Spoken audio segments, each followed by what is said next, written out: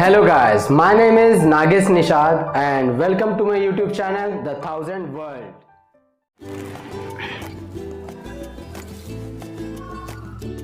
So today we are going to deal with knowledge about matter and nature and its behavior. So it is a broad topic of class 9th science. So let's see what are the different small topics we are going to see in our video. First, what is matter? Second, properties of matter.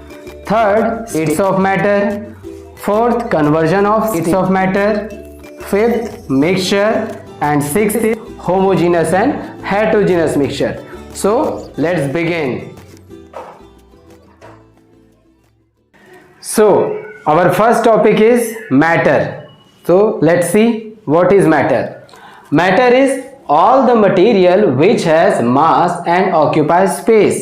इसका मतलब ऐसे दुनिया की सारी चीजें जिसके पास खुद का मास है और जो जगह ऑक्यूपाई करता है उसको हम कहते हैं मैटर। एग्जाम्पल, ये आपके पास मार्कर है, मार्कर का एक अपना वेट है और यदि मैं इसको हाथ में प्लेस करूं तो ये कोई ना कोई जगह घेरता है। That means it is also a matter. If you see this whiteboard, it is also kept in this wall. So इसका भी अपना एक वेट है और इसने इतना जगह घेर के रखा हुआ है, तो ये भी क्या होगा, matter.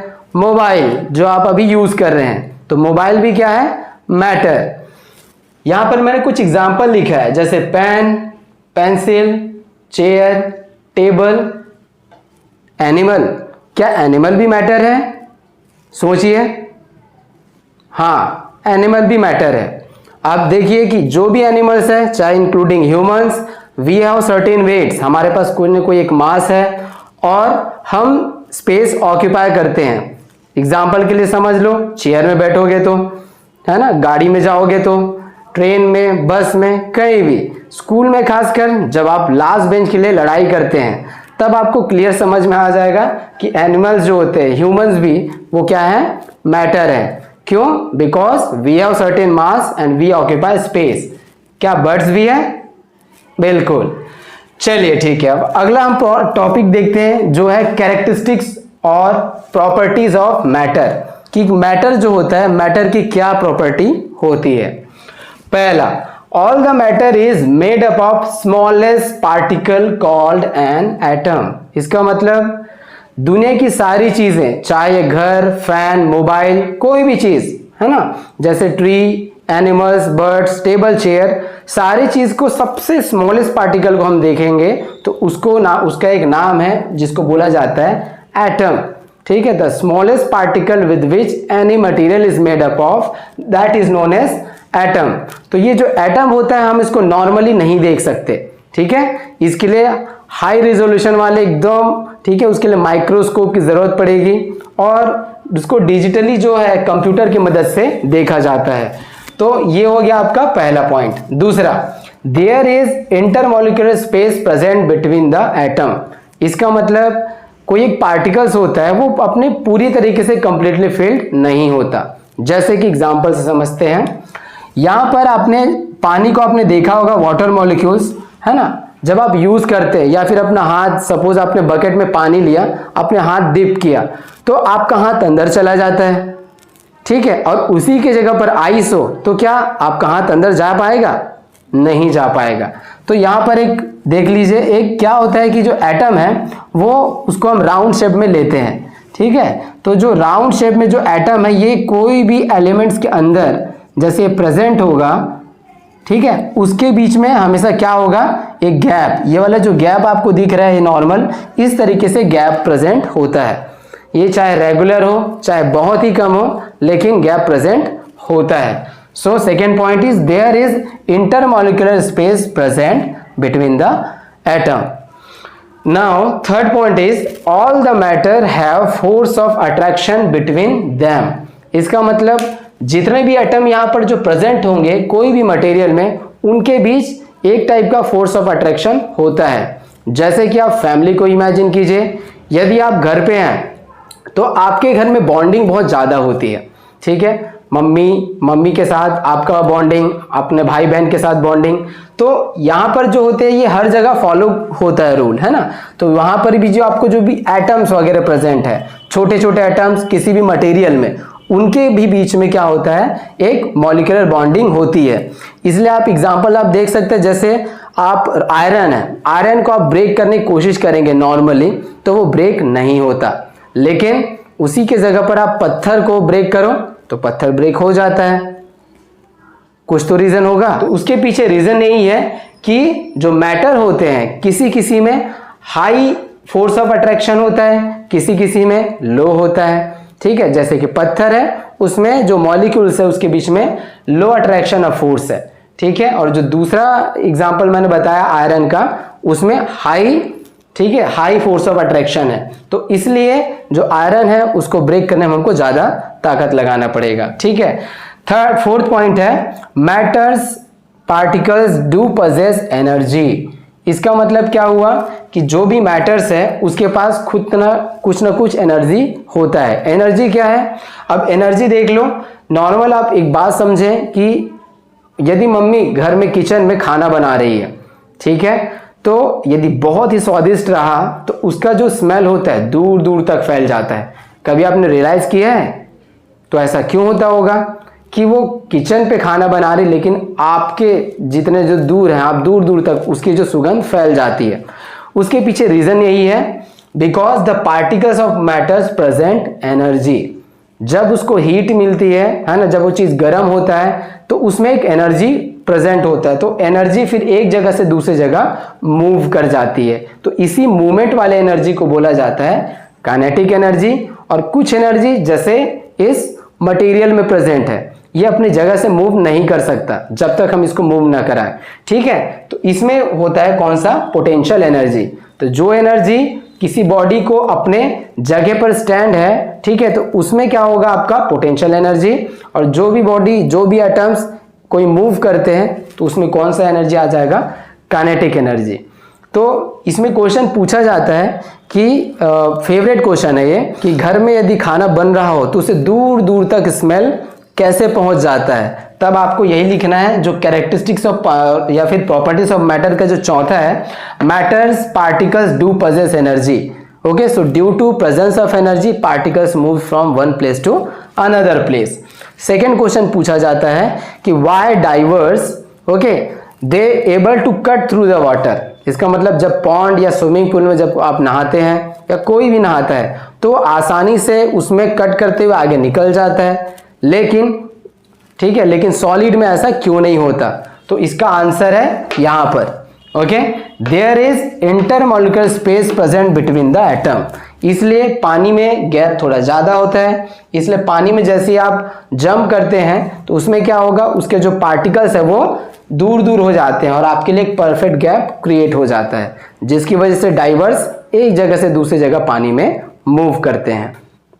So our next topic is states of matter. जैसे कि आप देख सकते हैं there are 3 states of matter. First is solid, second one is liquid and third one is gas. तो यहाँ पर 3 स्टेट्स है मैटर के, पहला सॉलिड है, दूसरा लिक्विड है और तीसरा गैस है। सबसे पहले चलो बात करते हैं सॉलिड का। तो सॉलिड की क्या खास बात है, it has fixed shape and fixed volume. इसका मतलब इसके पास फिक्स्ड शेप है और फिक्स्ड वॉल्यूम है। इमेजिन कीजिए आप अपने घर को ही, आज आप देख रहे हैं नॉर्मल वो घर है, लेकिन कल भी देखेंगे तो उसका जो शेप है सेम रहेगा, परसों भी सेम रहेगा, 1 साल बाद भी उसका भी जो कंडीशन है वो सेम रहेगा, ठीक है। टीवी है, टीवी का जो फिक्स्ड शेप है वो उतना ही रहेगा, चाहे आज से 1 साल बाद देखें या 2 साल बाद देखें, ठीक है। तो ये क्या हुआ, सॉलिड मटेरियल जो बोला जाता है जिसका पहला प्रॉपर्टी है it has fixed shape and volume. Let us talk about liquid. Liquid के पास फिक्स्ड वॉल्यूम तो होता है लेकिन शेप नहीं होता।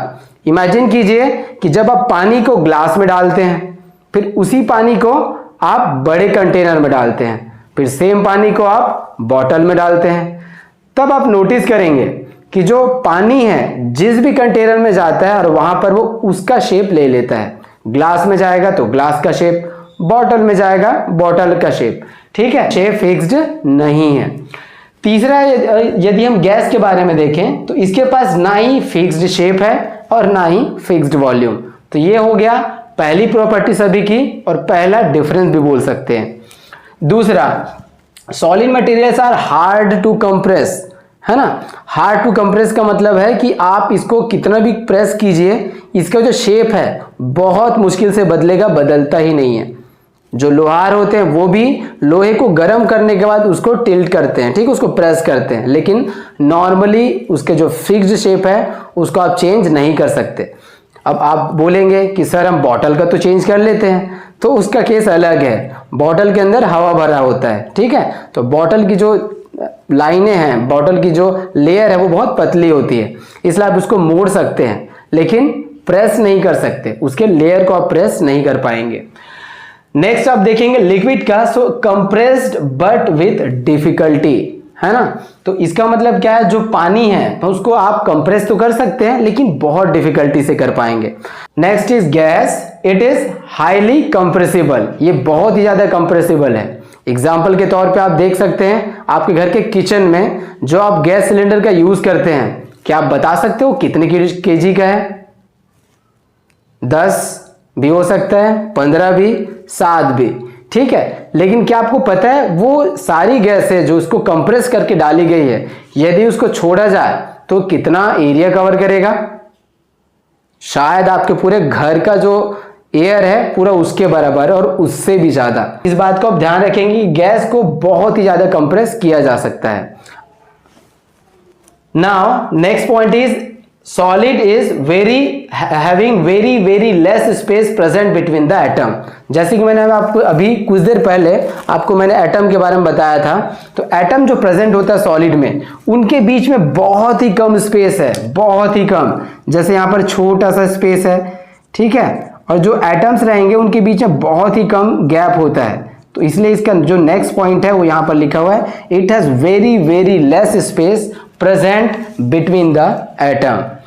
सेकेंड, जो थर्ड पॉइंट है लिक्विड का, वो है less space present between the atom. मतलब इसमें यहाँ वेरी लेस तो नहीं लेकिन लेस, कम होता है।